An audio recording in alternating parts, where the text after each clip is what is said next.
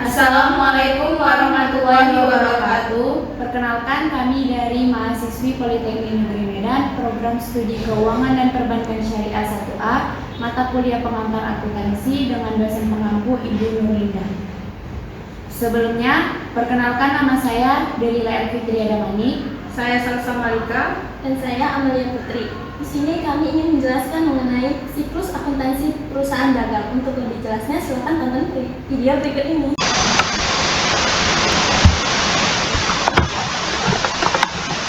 Pengertian perusahaan dagang. Perusahaan dagang merupakan perusahaan yang proses kerja bisnisnya adalah membeli barang dari pemasok lalu menjual lagi ke konsumen tanpa mengubah wujud barang dagangnya. Perusahaan dagang merupakan perusahaan yang kegiatan utamanya adalah membeli, menyimpan, dan menjual kembali barang dagangnya tanpa memberikan nilai tambah terhadap produknya. Nilai tambah yang dimaksud berupa mengolah atau mengubah bentuk dan sifat barang sedemikian rupa sehingga memiliki nilai jual yang lebih tinggi. Karakteristik dan ciri-ciri perusahaan dagang. Karakteristik yang dimiliki oleh perusahaan dagang diantaranya sebagai berikut. Memiliki aktivitas utama berupa membeli, menjual, menyimpan di gudang penyimpanan, dan kembali menjual. Yang kedua, tidak melakukan proses produksi barang. Yang ketiga, perhitungan total keuntungan berpatokan dengan total hasil penjualan dikurangi biaya pembelian dan biaya operasional. Yang keempat, perusahaan tidak melakukan proses produksi terhadap barang yang dijual. Yang kelima, barang yang dijual langsung dijual tanpa melalui proses pengolahan atau perubahan sedikit. Dan yang terakhir, keenam, kegiatan akuntansi berlandaskan dengan akun persediaan barang, yaitu perhitungan harga pokok, penjualan, dan laporan laba rugi, memakai bentuk single step dan multiple step. Siklus akuntansi perusahaan dagang itu ada 11. Yang pertama, transaksi. Transaksi adalah kejadian yang dapat mempengaruhi posisi keuangan dari suatu badan usaha dan hal yang perlu untuk dicatat. Yang kedua, jurnal khusus atau special journal. Special journal adalah jurnal yang digunakan untuk mencatat setiap transaksi yang sejenis dan terjadi berulang kali. Jurnal penjualan atau sales journal. Sales journal adalah jurnal yang digunakan untuk mencatat semua transaksi dari penjualan barang dagang secara kredit atau penjualan yang menimbulkan piutang kepada customer. Yang kedua, jurnal penerimaan kas atau cash receipt journal. Cash receipt journal adalah salah satu jenis jurnal yang memuat berbagai catatan terkait kas yang masuk. Yang ketiga, jurnal pembelian atau purchase journal. Purchase journal adalah jurnal yang digunakan untuk mencatat semua transaksi dari pembelian barang dagang secara kredit atau pembelian yang menimbulkan kewajiban atau utang kepada supplier.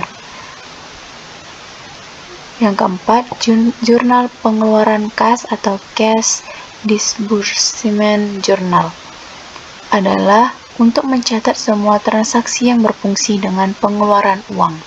Dan yang terakhir, jurnal umum atau general journal.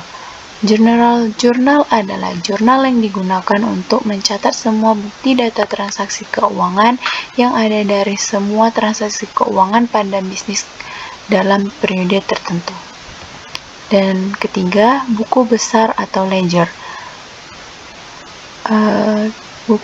Ledger adalah suatu kumpulan akun-akun yang digunakan untuk meringkas transaksi yang telah dicatat dalam jurnal. Yang keempat, buku besar pembantu atau subsidiary ledger. Subsidiary ledger merupakan kumpulan catatan keuangan yang lebih rinci untuk transaksi yang spesifik dari buku besar umum. Yang kelima, daftar saldo atau trial balance. Trial balance adalah daftar yang berisi saldo atau selisih antar total debit dan total kredit. Setiap akun yang terdapat di buku besar utama atau general ledger pada tanggal tertentu. Dan yang keenam adalah jurnal penyesuaian atau adjusting entries. Adjusting entries adalah jurnal yang dibuat pada akhir periode untuk menyesuaikan saldo-saldo perkiraan atau akun, sehingga menunjukkan keadaan sebenarnya sebelum penyusunan laporan keuangan. Yang ketujuh, neraca lajur atau worksheet. Worksheet adalah sebuah laporan yang berisi semua data tentang akuntansi yang menjadi suatu landasan yang digunakan untuk memeriksa dengan sebuah rekening buku besar yang telah disesuaikan untuk memudahkan ketika hendak membuat laporan keuangan. Yang ke-8, laporan keuangan atau financial statements. Financial statement merupakan hasil akhir suatu proses kegiatan pencatatan akuntansi yang merupakan suatu ringkasan dari transaksi-transaksi keuangan yang terjadi selama periode tahun buku bersangkutan. Laporan keuangan atau financial statement itu terbagi atas 5. Yang pertama, laporan laba rugi atau income statement. Income statement adalah bagian dari laporan keuangan suatu perusahaan yang dihasilkan pada suatu periode akuntansi yang menjabarkan unsur-unsur pendapatan dan beban perusahaan sehingga menghasilkan suatu laba atau rugi bersih. Yang kedua, laporan perubahan ekuitas atau capital statement. Capital statement adalah merupakan salah satu dari laporan keuangan yang harus dibuat oleh pemerintah pusat atau daerah yang menggambarkan peningkatan atau penurunan aktiva bersih selama periode yang bersangkutan berdasarkan prinsip pengukuran tertentu yang dianut. Yang ketiga, laporan posisi keuangan atau statement financial position. Statement financial position merupakan laporan keuangan yang melaporkan aset, liabilitas, dan ekuitas perusahaan pada saat tertentu untuk memudahkan analisis dalam memprediksi arus kas di masa mendatang. Dan yang keempat, laporan arus kas atau cash flow statement. Cash flow statement merupakan laporan memberikan informasi keluar dan masuknya kas dalam suatu perusahaan yang disebabkan oleh adanya aktivitas operasi, investasi, dan pendanaan. Dan yang terakhir, catatan atas laporan keuangan atau CALK. CALK adalah salah satu unsur laporan keuangan yang menyajikan informasi tentang penjelasan atau daftar terinci atau analisis atas nilai suatu pos yang disajikan dalam laporan realisasi anggaran atau LRA,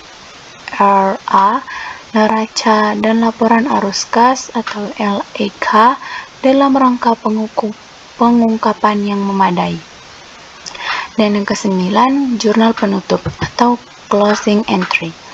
Closing entry dapat didefinisikan sebagai entry jurnal yang dibuat pada akhir periode akuntansi untuk menutup beberapa akun seperti akun pendapatan, akun beban, akun ikhtisar laba rugi, dan akun private dengan memindahkan saldonya ke akun permanen dalam buku besar.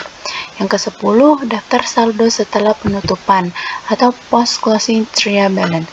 Post-closing trial balance adalah sebuah daftar yang berisi seluruh saldo real account dan dibuat pada akhir periode pelaporan pada suatu perusahaan. Dan yang terakhir, jurnal pembalik atau reversing entry.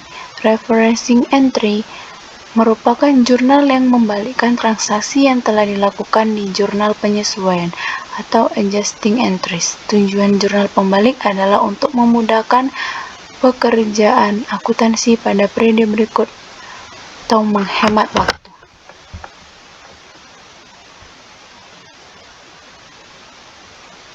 Hasil proyek mini laporan keuangan perusahaan dagang yang telah kami selesaikan. Salah satu perusahaan dagang yang telah kami survei yaitu perusahaan dagang Pajus Helm.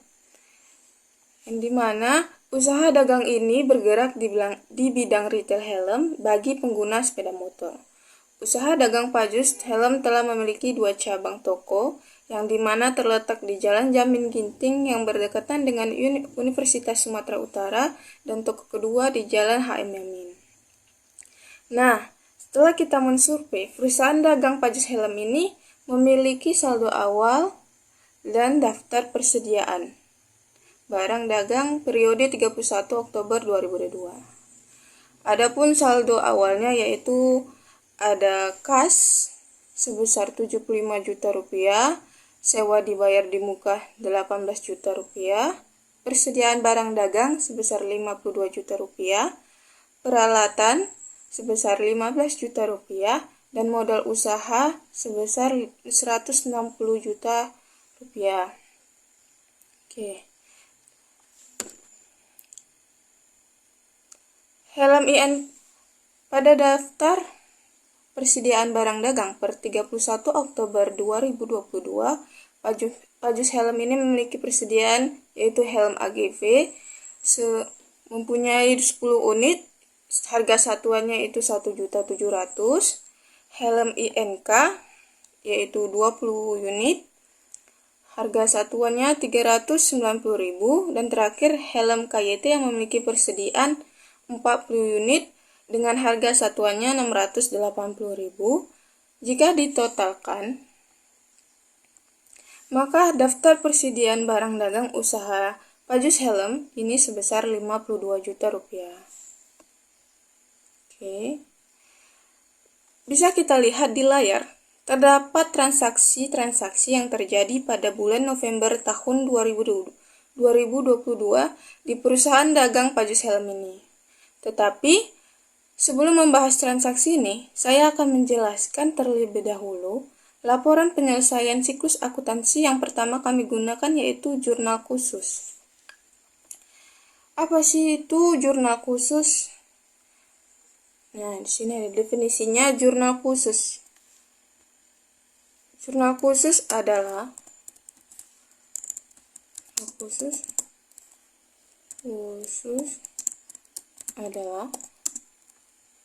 semua jurnal yang dikelompokkan pada masing-masing aktivitasnya. Jadi dia dikelompokkan sesuai dengan kolom aktivitasnya. Oke. Jurnal khusus memiliki 5 kelompok.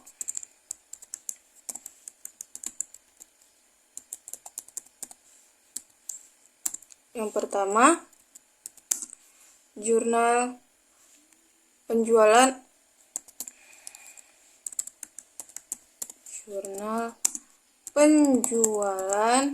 atau bahasa asingnya sales journal,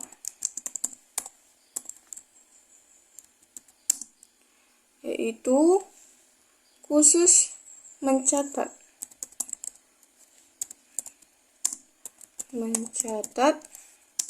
penjualan secara non tunai ataupun kredit. Jadi secara kredit itu. Dalam arti lainnya, orang mengutang dengan kita atau piutang. Tuh. Terus yang kedua yaitu jurnal penerimaan kas.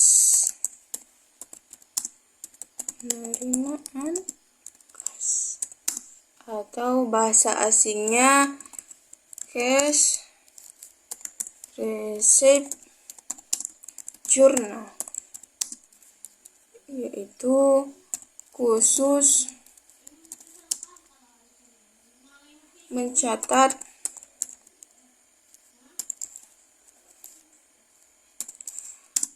penerimaan dari penjualan tunai,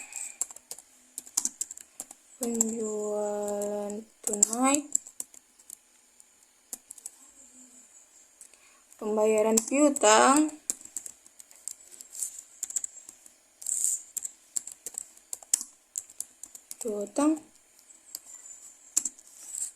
dan pembayaran pendapatan lain-lain.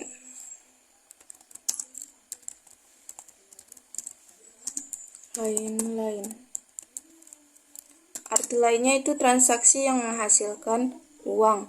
Jadi uangnya masuk ke dalam kas kita begitu. Yang ketiga, jurnal pembelian.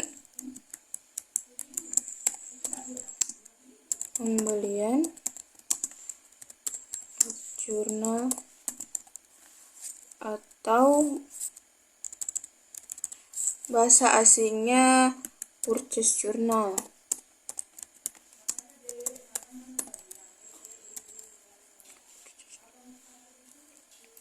Yaitu khusus mencatat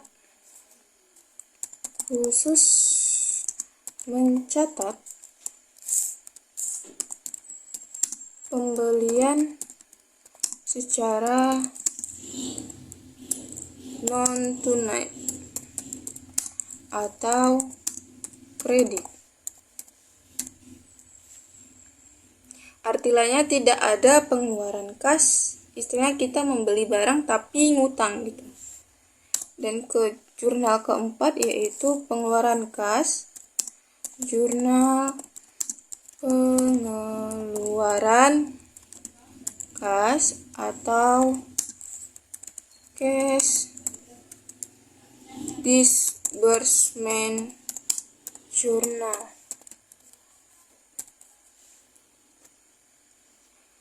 Yaitu khusus mencatat pengeluaran kas,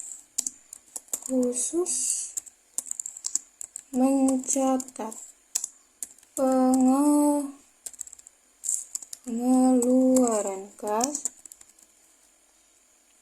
yang berasal dari pembelian,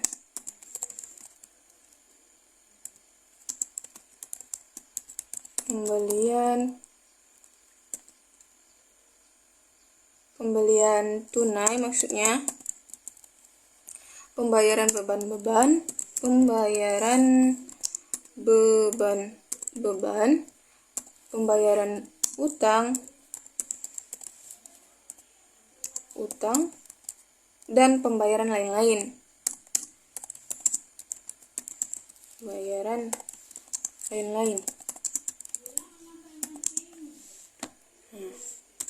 Dan kelima, jurnal umum atau jurnal general journal. Diperuntukkan hanya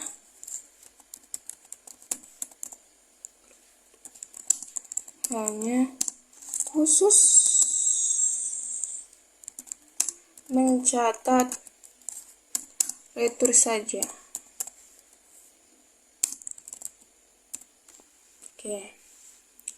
Di dalam proyek mini ini kami tidak menggunakan jurnal khusus kelima ini atau general journal. Dikarenakan di dalam transaksi perusahaan dagang Pajus Helm ini tidak ada retur, jadi kami tidak membuat kolom untuk general jurnalnya. Gitu. Nah, bisa dilihat dari layar, teman-teman bisa melihat bentuk format kolomnya.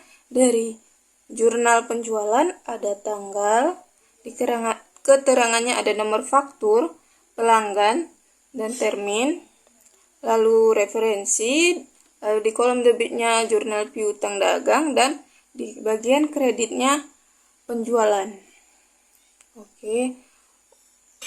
Dan ini ada jurnal format untuk jurnal pembelian, ada sama tanggal, nomor faktur, kreditur, termin, pembelian, perlengkapan toko, dan akun lain-lain di bagian debit, serta di bagian kreditnya ada utang dagang. Untuk format jurnal pengeluaran kas, Ada tanggal juga, keterangan, referensi, di bagian debitnya ada hutang dagang, pembelian, dan akun lain-lain. Di bagian sebelah kredit ada kas dan ada potongan pembelian. Nah, yang terakhir format untuk jurnal penerimaan kas ada tanggal, keterangan, referensi, di bagian debitnya ada kas dan penjualan, di bagian kreditnya ada penjualan, piutang dagang, dan akun lain-lain. Oke. Setelah kita memahami definisi jurnal khusus beserta 5 kolomnya, kita akan membahas transaksi usaha Pajus Helm ini serta menerapkannya ke dalam jurnal khusus. Kita lihat di transaksi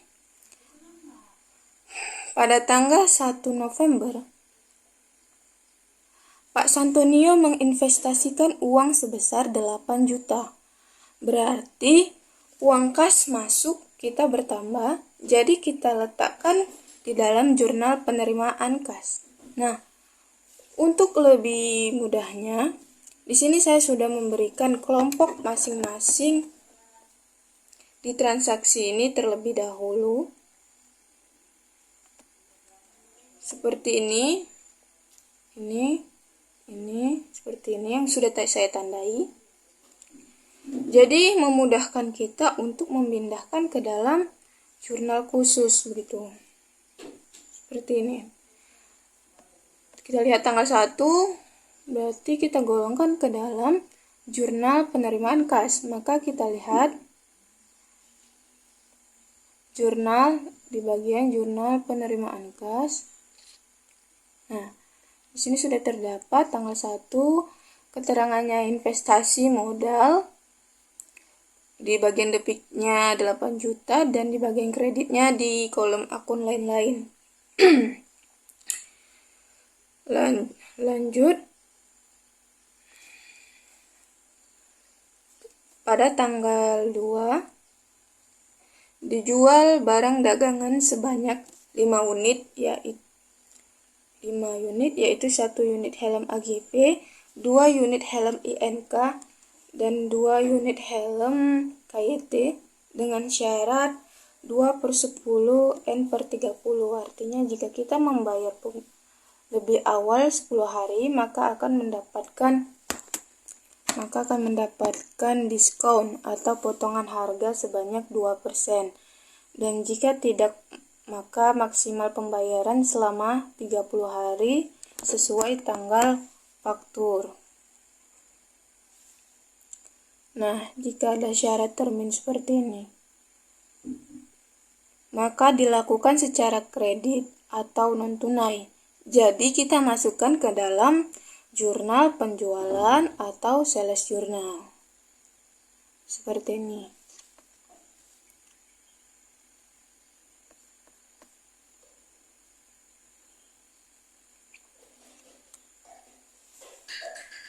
Oke, lanjut ke transaksi tanggal 3. Dibeli barang dagangan 10 unit helm dengan syarat pembelian 2/10 N/30. Jika ada syarat berarti transaksinya terjadi secara non-tunai. Maka kita letakkan ke dalam jurnal khusus pembelian. Jadi memudahkan kita jika kita sudah mengelompokkannya ke dalam masing-masing. Ada di jurnal pembelian.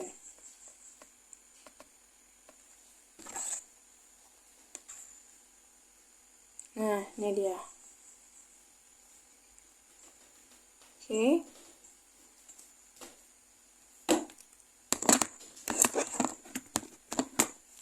Lanjut ke sini. Mari kita lihat lagi di tanggal 7 November. Dibeli perlengkapan toko yaitu helm sebesar Rp950.000. Nah, kita membeli, otomatis kas kita keluar. Jadi kita letakkan ke dalam jurnal pengeluaran kas karena dia tidak ada syarat pembelian. maka itu pembeliannya secara tunai. Pengeluaran kas.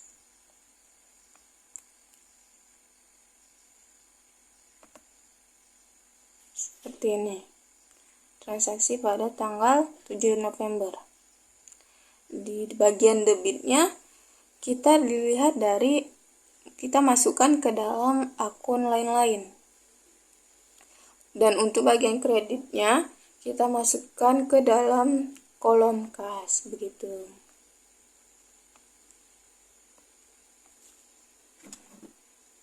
Nah, begitu juga transaksi seterusnya.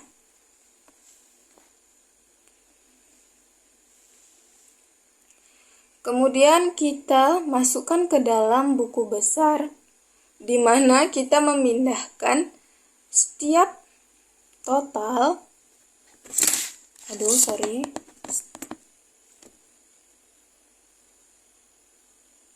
Seperti biasa, buku besar.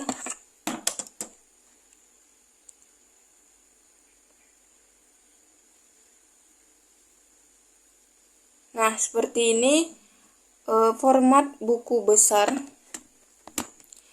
Seperti biasa, kita membuat kepalanya terlebih dahulu. Buku besar seperti ini, Pajus Helm. Buku besar kami menggunakan T-form, lalu periode, dan dalam bentuk rupiah.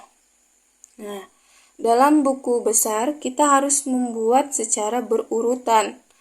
Misal seperti 111, 112, dan seterusnya.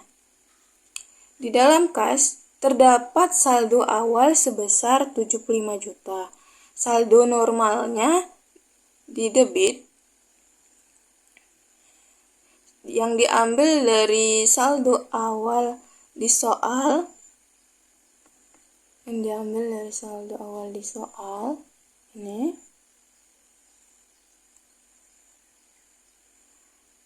sebesar 75 juta. Lalu kemudian di tanggal 3 terdapat jurnal kas masuk atau diambil dari jurnal penerimaan kas di debit sebesar 56.360. Jurnal khusus penerimaan kas. Ini diambil totalnya saja.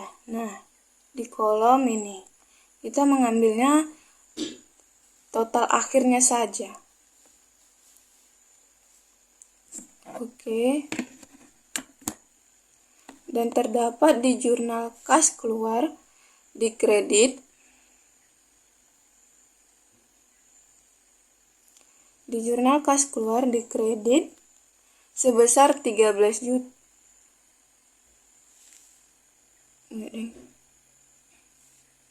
Di kredit sebesar 12.420.000 rupiah.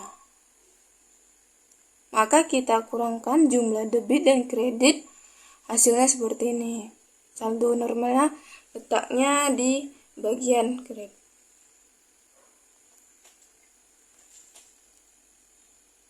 kredit. Agar balance antara debit dan kredit, dan jumlah tersebut merupakan saldo akhir akun kas.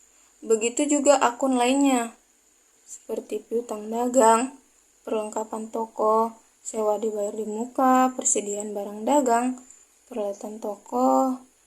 Nah, ini. Buku besar pembantu aset tetap. Aset tetap yang disusutkan yaitu peralatan dengan menggunakan metode garis lurus dan tarif 25%.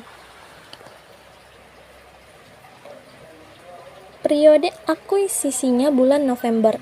Nilai aset tetap sebesar 15 juta diambil dari saldo awal.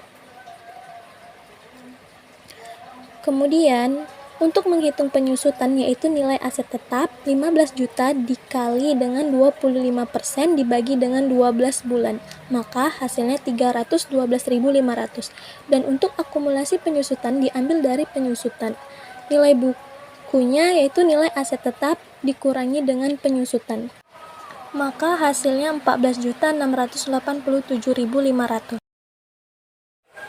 Untuk akumulasi penyusutan berikutnya, cara menghitungnya penyusutan pertama ditambah penyusutan kedua bulan selanjutnya, dan begitu seterusnya. Nilai penyusutan ini akan dimasukkan ke dalam jurnal penyesuaian, yaitu sebesar 312.500.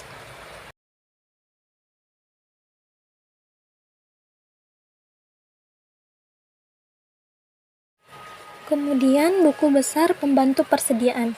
Kartu persediaan ini menggunakan metode average atau rata-rata. Kartu persediaan ini dibuat agar kita mengetahui persediaan akhir dari setiap jenis barang dagangan. Yang pertama, kita akan menghitung persediaan akhir dari helm AGV. Saldo awal dari helm AGV yaitu terdapat 10 unit helm AGV dan harga satuannya itu Rp1.700.000. Kemudian kita kalikan 10 dikali Rp1.700.000, maka hasilnya Rp17 juta. Kemudian pada tanggal 2 dijual barang dagangan yaitu 1 unit helm AGV senilai 2 juta. 1 unit dimasukkan ke dalam penjualan, harganya itu diambil dari harga saldo, bukan yang ada di transaksi yaitu 2 juta yang sudah ada keuntungan, bukan diambil dari situ tetapi dari harga saldo. Maka dikalikan hasilnya 1.700.000. Kemudian unit ini 10 dikurang dengan 1 sama dengan 9. Karena kita melakukan penjualan barang, artinya persediaan barang kita berkurang. Kemudian kita ke kolom total. Terlebih dahulu cara menghitungnya yaitu total saldo ini 17 juta rupiah dikurang total penjualan sebesar Rp1.700.000, maka hasilnya Rp15.300.000. Untuk kolom harga ini, cara menghitungnya yaitu total ini Rp15.300.000 dibagi 9 unit, maka hasilnya Rp1.700.000.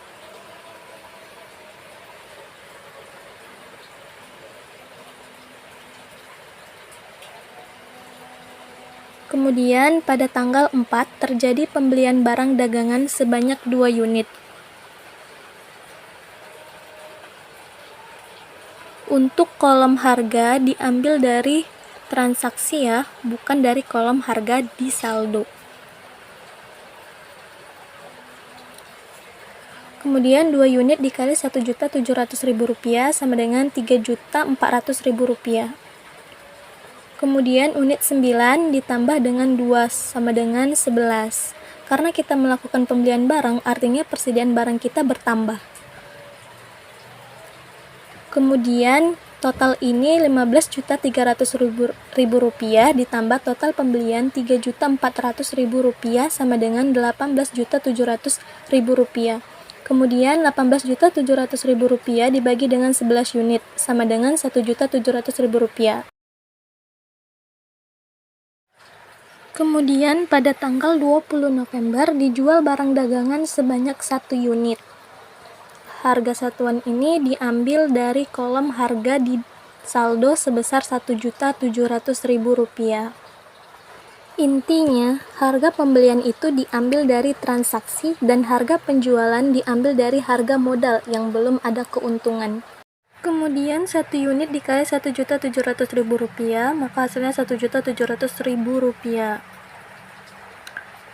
Kemudian 11 dikurang 1 sama dengan 10. Total ini Rp18.700.000 dikurang Rp1.700.000 sama dengan 17 juta.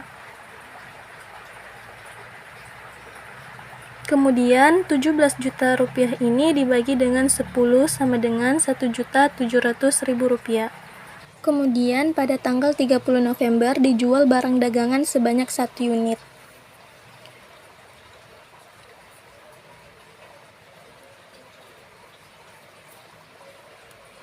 Harga satuannya diambil dari sini Rp1.700.000, kemudian dikalikan hasilnya Rp1.700.000. Lalu 10 unit dikurang dengan 1 sama dengan 9. 17 juta dikurang Rp1.700.000 sama dengan Rp15.300.000. Rp15.300.000 dibagi dengan 9 sama dengan Rp1.700.000.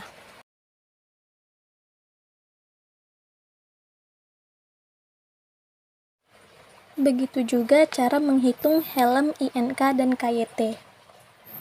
Dan ini adalah persediaan akhir barang dagangan setiap helm. Lalu kita jumlahkan persediaan akhir helm ini dan totalnya akan dimasukkan ke dalam jurnal penyesuaian.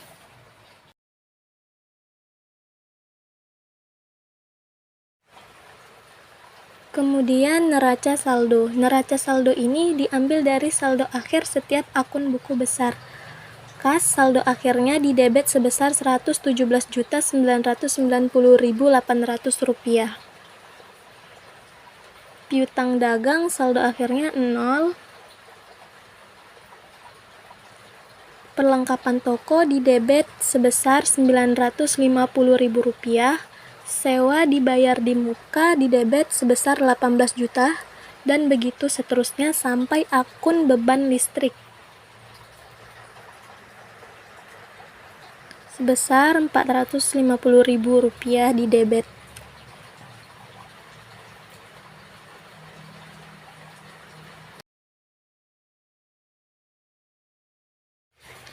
Kemudian jurnal penyesuaian.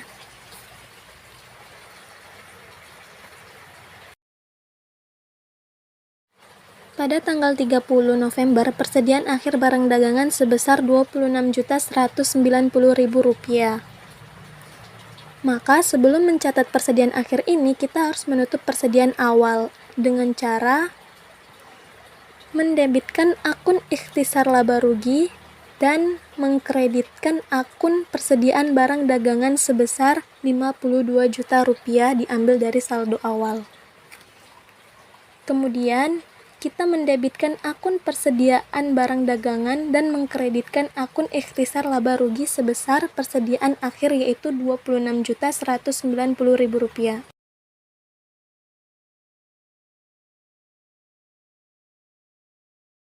Tanggal 30 November, beban penyusutan peralatan toko bulan ini ditetapkan sebesar Rp312.500. Maka jurnal penyesuaiannya yaitu mendebitkan akun beban penyusutan peralatan dan mengkreditkan akun akumulasi penyusutan peralatan sebesar Rp312.500. Kemudian, tanggal 30 November, sewa dibayar untuk 1 tahun dan sampai dengan 31 Desember 2022 sudah dijalankan selama 4 bulan, maka jurnal penyesuaiannya mendebitkan akun beban sewa dan mengkreditkan akun sewa dibayar di muka sebesar 6 juta. Kenapa 6 juta? Karena kita catat sebagai harta, yaitu yang sudah terpakai selama 4 bulan. Jadi 18 juta dikali 4 bulan dibagi 12 bulan sama dengan 6 juta. Kemudian, kita masuk ke kertas kerja atau worksheet. Seperti biasa, kita membuat kepalanya terlebih dahulu yang berisikan nama perusahaan, jenis laporan, periode, dan mata uang yang digunakan.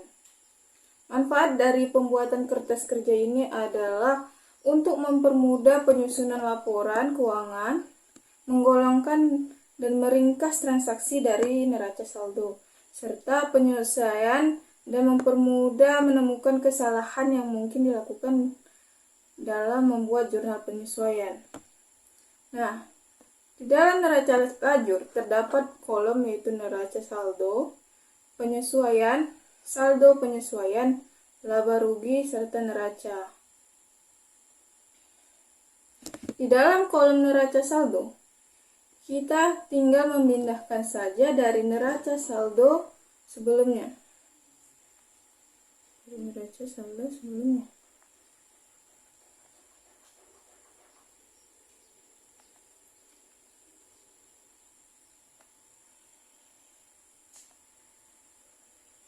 Ini dia dari daftar saldo sebelumnya. Kita tinggal pindahkan saja ini semua ke dalam worksheet-nya. Lalu untuk kolom penyesuaian juga sama. Kita hanya memindahkan dari jurnal penyesuaian sesuai jenis akunnya.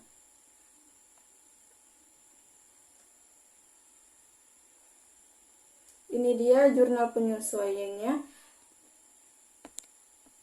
Jika tidak terdapat akun-akun di dalam jurnal penyesuaian ini di dalam neraca saldo, maka kita tinggal tambahkan saja akun-akun yang belum ada di bawah seperti ini. Lalu untuk neraca saldo penyesuaian, cara menghitungnya seperti ini. Jika di neraca saldo terletak debit di penyesuaian kosong, maka kita tinggal pindahkan saja. Jika di neraca saldonya dia debit dan di penyesuaiannya kredit, maka dia dikurangkan. Lalu jika kita berjumpa dengan neraca saldo di debit, terus di kolom penyesuaian ada debit dan ada juga kredit, maka cara menghitungnya ialah debit ditambah debit terlebih dahulu, lalu kita kurangkan, maka letakkannya hasilnya di kolom debit neraca saldo penyesuaian. Seperti itu. Kalau saya merumuskannya seperti ini, jika debit berjumpa debit, dia bertambah. Jika kredit dia jumpa kredit, dia juga bertambah. Dan jika debit berjumpa kredit, dia dikurang. Lalu ke kolom laba rugi. Di dalam kolom ini tinggal memindahkan saja untuk kode akun 4, 5, dan 6. Kode akun 4, 5, dan 6. Seperti itu. Intinya yang dipindahkan yaitu akun ikhtisar laba rugi, pembelian, penjualan, dan beban-beban. Lalu akun yang dimasukkan ke dalam neraca hanya untuk akun harta, utang, dan modal. Dalam debit kreditnya akan ada selisih tidak balance. Dalam totalnya pasti tidak akan balance karena akan ada selisih. Yang dimana selisih di laba rugi dan neraca harus sama. Itulah baru bisa dikatakan kalau laporan kertas kerja ini benar. Kalau berbeda, maka tidak akan balance. Jika selisihnya di laba rugi di debit dan jika selisihnya di laba rugi di debit dan di kolom neraca selisihnya di kredit, maka di perusahaan tersebut dikatakan untung. Begitu juga sebaliknya kalau selisih jaraknya berdekatan, seperti ini di sini dan di sini. Misalnya di laba rugi selisihnya itu di kredit dan di neraca saldo di debit, maka perusahaan itu terjadi rugi. Kemudian masuk ke laporan keuangan. Kami menggunakan laporan keuangan SAK etap, standar akuntansi keuangan entitas tanpa akuntabilitas publik, sehingga terdiri dari 5 laporan keuangan. Yang pertama, laporan laba rugi. Berisi mengenai penjualan, harga pokok penjualan, dan beban-beban. Nominalnya diambil dari kolom laba rugi di kertas kerja atau neraca lajur.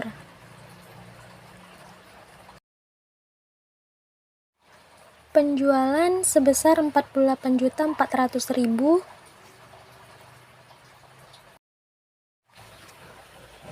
Kemudian dikurangi dengan retur penjualan jika ada dan potongan penjualan sebesar Rp39.200. Maka penjualan bersihnya sebesar Rp48.360.800. Kemudian persediaan barang dagang awalnya sebesar 52 juta diambil dari saldo awal.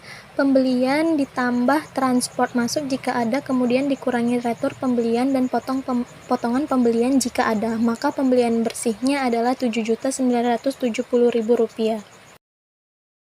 Kemudian persediaan barang dagangan awal ditambah pembelian bersih, maka dapatlah barang tersedia untuk dijual sebesar 59.970.000 rupiah. Kemudian dikurangi dengan persediaan akhir sebesar 26.190.000 rupiah, maka dapatlah harga pokok penjualan sebesar 33.780.000 rupiah. Kemudian laba kotor 14.580.800 rupiah dikurangkan dengan total beban sebesar 10.762.500 rupiah, maka dapatlah laba bersih sebesar 3.818.300 rupiah.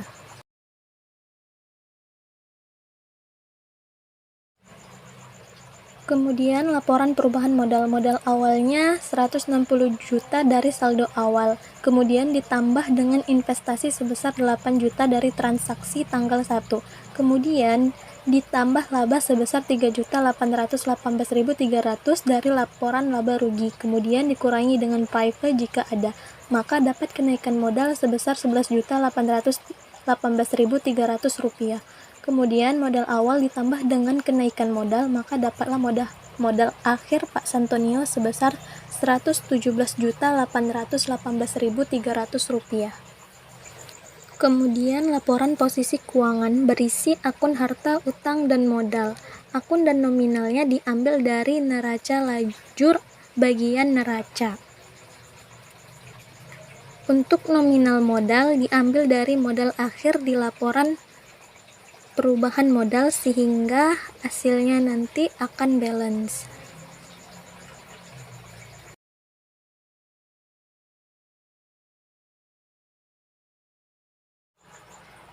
Kemudian laporan arus kas. Sebelum membuat laporan arus kas, kita harus membuat perbandingan arus kas terlebih dahulu. Tabelnya seperti ini. Nama akun diambil dari neraca atau laporan posisi keuangan. Kolom saldo awal diambil dari saldo awal.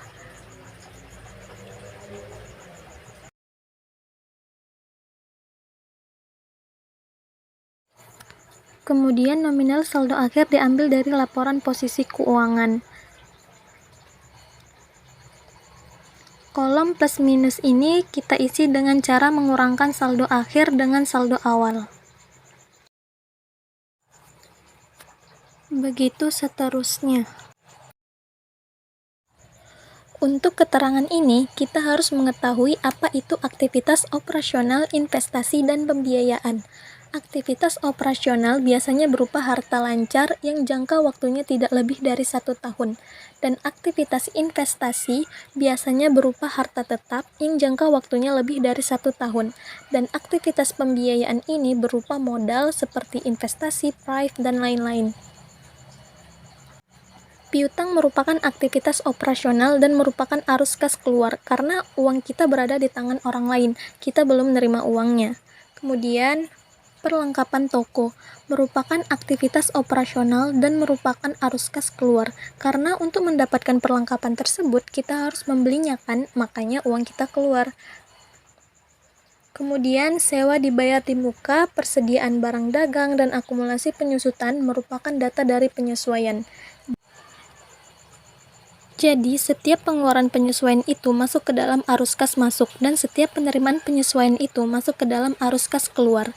Untuk persediaan barang dagangan, apabila persediaan tersebut bertambah, maka masuk ke dalam arus kas keluar, dan apabila persediaan barang dagang berkurang, maka masuk ke dalam arus kas masuk. Sewa dibayar di muka merupakan aktivitas operasional dan merupakan arus kas masuk. Persediaan barang dagangan merupakan aktivitas operasional dan merupakan arus kas masuk karena persediaan tersebut berkurang. Peralatan toko merupakan aktivitas investasi dan merupakan arus kas keluar.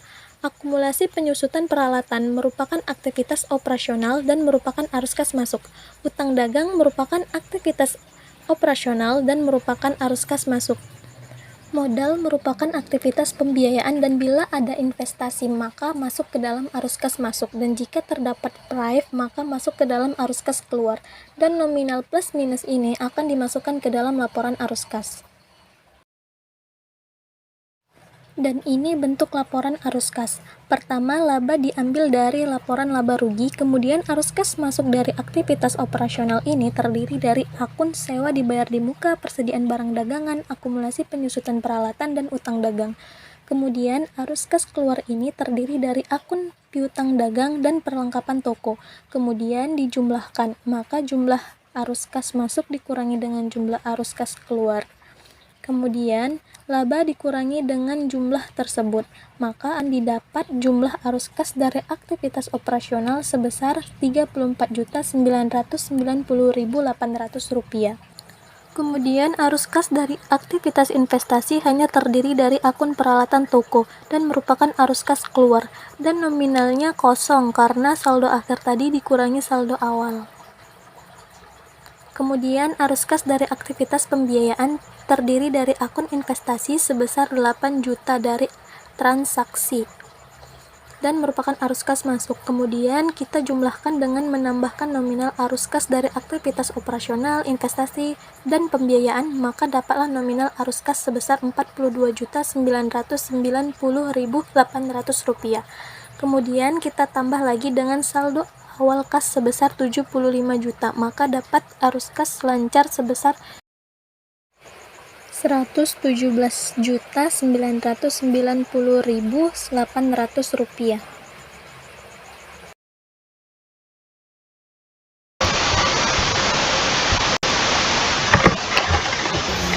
Catatan atas laporan keuangan Pajus Helm untuk bulan yang berakhir pada 30 November 2022.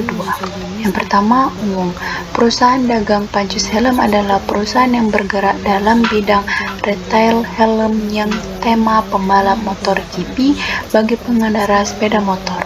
Pajus Helm merupakan cabang kedua dari store pertama di Sumut, Planet Helm, di kawasan HM Yamin, Medan pada tahun 2020. Pajus Helm ini berdiri pada bulan Juli tahun 2022. Pajus Helm merupakan helm dengan merek AGV, INK, dan KYT. Pajus Helm menerima pembayaran secara cash maupun kredit. Yang kedua, ikhtisar kebijakan akuntansi signifikan.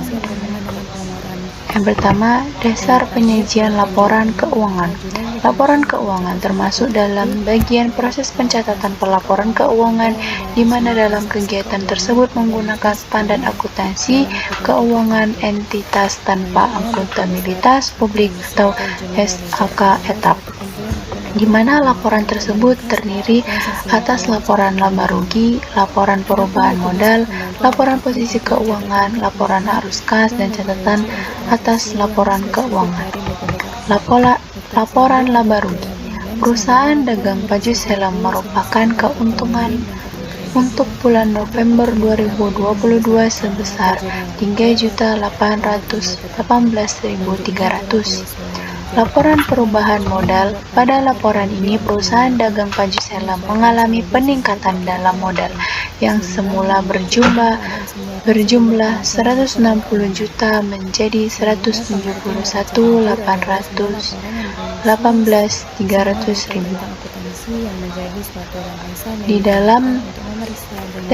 Di dalam dari penjumlahan modal awal ditambah dengan investasi baru lalu ditambah dengan keuntungan.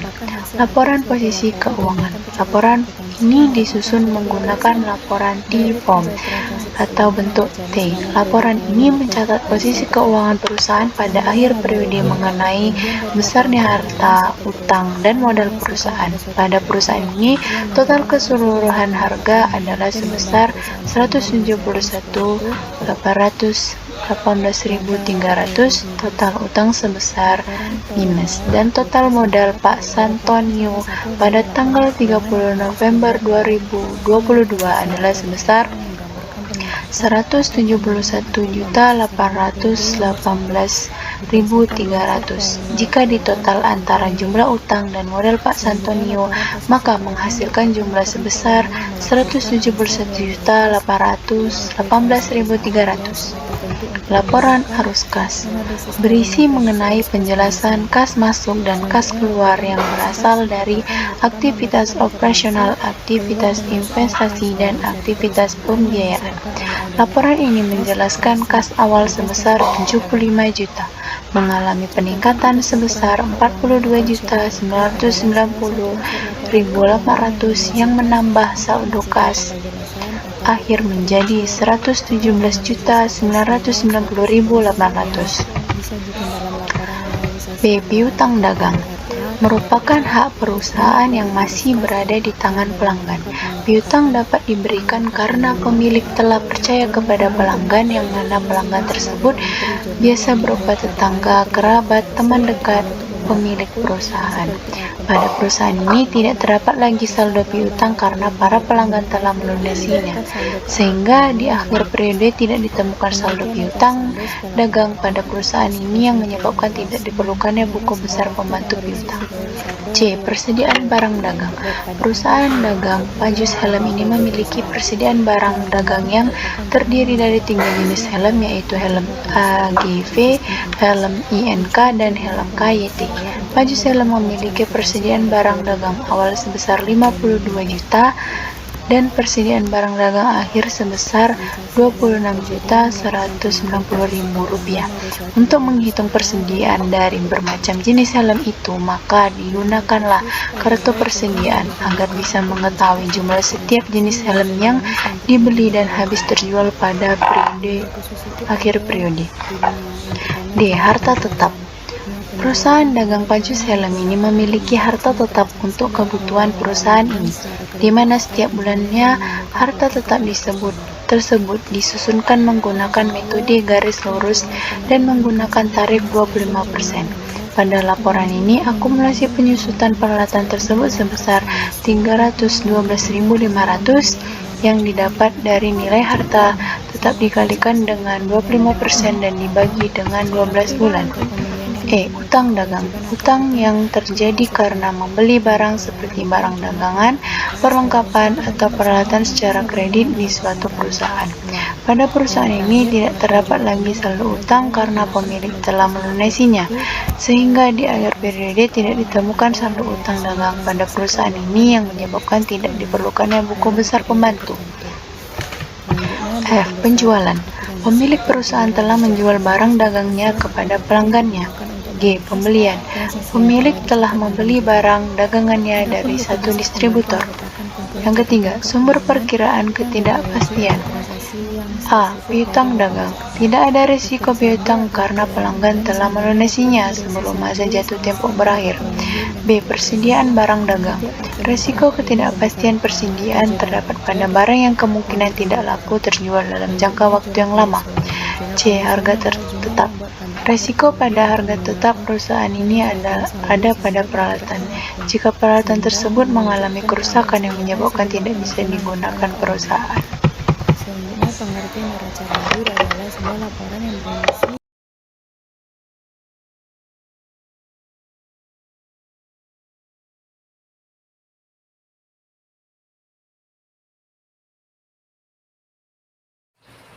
Kemudian jurnal penutup. Akun-akun yang ditutup ialah akun penjualan, beban, dan laba. Akun dan nominalnya diambil dari kertas kerja kolom bagian laba rugi. Untuk menutup penjualan, caranya dengan mendebitkan setiap akun dan nominal yang berada di posisi kredit menjadi debit dan mengkreditkan akun ikhtisar laba rugi dan nominalnya sebesar total dari nominal akun yang didebitkan. Dan untuk menutup beban, caranya dengan mendebitkan akun ikhtisar laba rugi dan nominalnya itu sebesar total akun yang dikredit.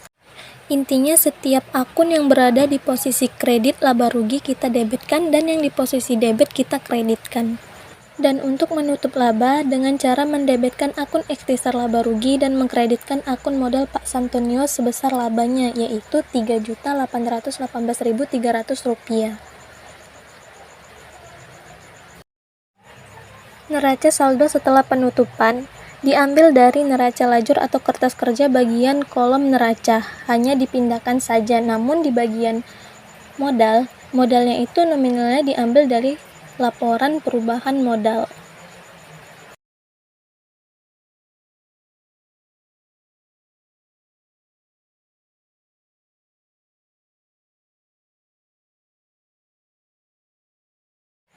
Kemudian jurnal pembalik.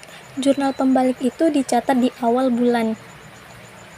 Dan akun yang dibalik pada kasus ini hanya beban sewa saja. Dengan membalikkan akun yang ada di jurnal penyesuaian, yang semulanya sewa dibayar di muka berada di kredit, kini menjadi berada di debit.